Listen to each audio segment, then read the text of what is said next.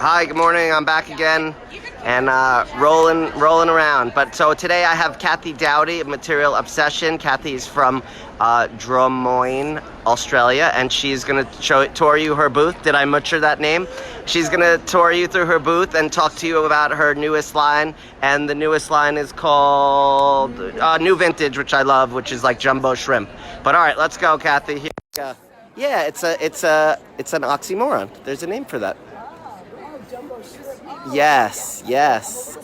It's okay. For 3 days now, talking a lot. But I'm really excited about New Vintage because one of my passions is bringing the traditions that we love about quilting into now. As I have this theory that if the quilting systems now, old traditional quilting look very different. They might look a bit like this.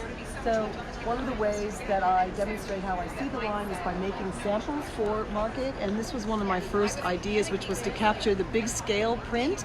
Now I know sometimes when we say big scale people get scared, but for me this is a really good way to create personality in my quilt, to bring lots of colors together, and then to use lots of graphic prints that work into those colors. So the other thing that I do with especially with the larger scale prints, I like to think about my customers. I have a funky contemporary customer, I have a more traditional customer, and I have a customer that's very comfortable using pretty fabrics. So you can see there's pink, there's charcoal, there's aqua, and most people will gravitate to one of those kinds of colors, and then they can work through this range, which is very eclectic.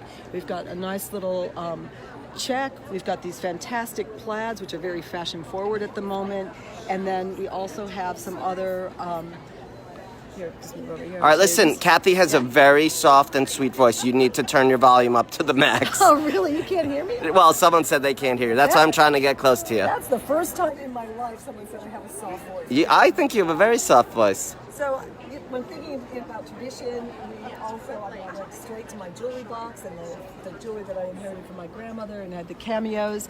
And don't tell anyone in my family, but there's a woman in the middle. She's surrounded by men.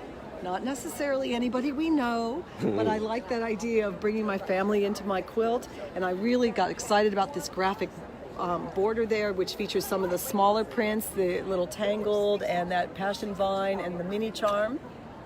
And how about the plaids? Let's talk about that, because I know you spoke about that. Plaids and stripes are my favorite thing because I love that graphic integrity. I love how having a stripe with a motif makes that motif more beautiful. If you've got a whole field of flowers, they sort of compete with each other, but here this makes this really show.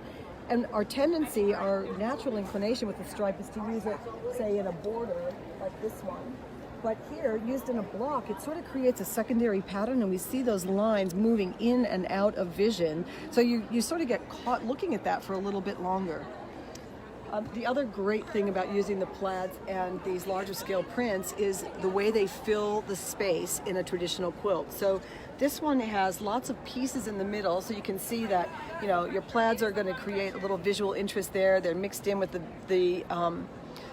the more motif-driven prints, and like here, even though that's a bigger bird, when you cut it up, it still looks interesting. It's still connecting the colors in the pieces of the quilt. So there's a lot of activity there for us to look at, and I think in this day and age, we're really quite visually alert.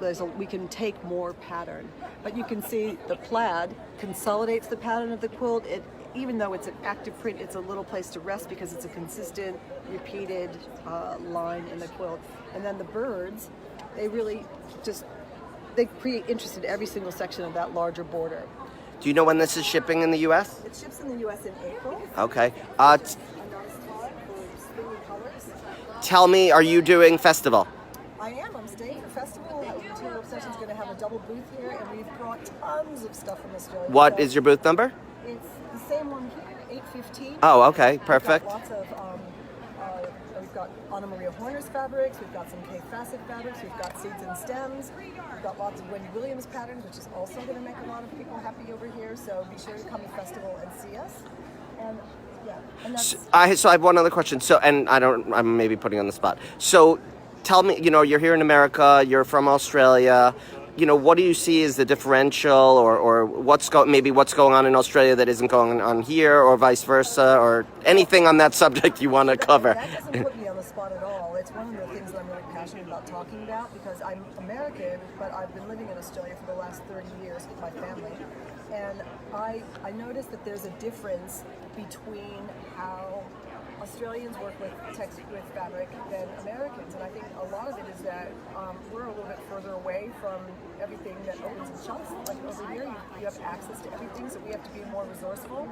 And what it means is that we're learning how to make decisions about our fabric, learning how to make our choices, and learning how to be just a little bit unique. It doesn't mean that you don't use a kit or a fat quarter pack. It means you bring something of yourself and tell a little bit of your own story, and that creates a sense of dedication to our craft. And that's, for me, I'm really passionate about bringing that ability to quilters to get in touch with what they really love and to be able to make things that are representative of how they think and feel in their life. That is a very interesting perspective. Thank you. Are you touring anytime soon? I'm about to take a week off for the first time this year and visit my family in Florida, but I'll be back next year in March. I'm doing Woodland Ridge retreats.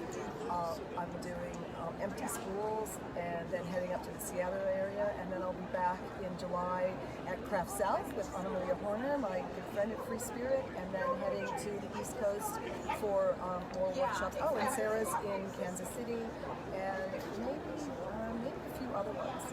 But yeah, I'm here a couple times a year. So I do have some Australian followers, and so if they have a quilt shop and they want to go to their quilt shop and say, hey, could you get Kathy's line? They're going to speak to who? Which is the distributor in Australia? XLN. Yes. So you need to tell them to call XLN, and that's where they would find Kathy's fabric. Yeah, or they can even email me and tell me where they are, and I can tell them where they're going. Or you could email me. And for shops in the U.S., these are being sold through our direct rep. So consumers, tell your shops to buy it. Interestingly enough, when I'm over here, people often say to me, can we buy your fabrics in the United States? And I just like to say, well, I do, so I think you can as well. So if you can't find it, you can email me and let me know, and we'll find out where you can get it. But yes, it most certainly is available in the USA.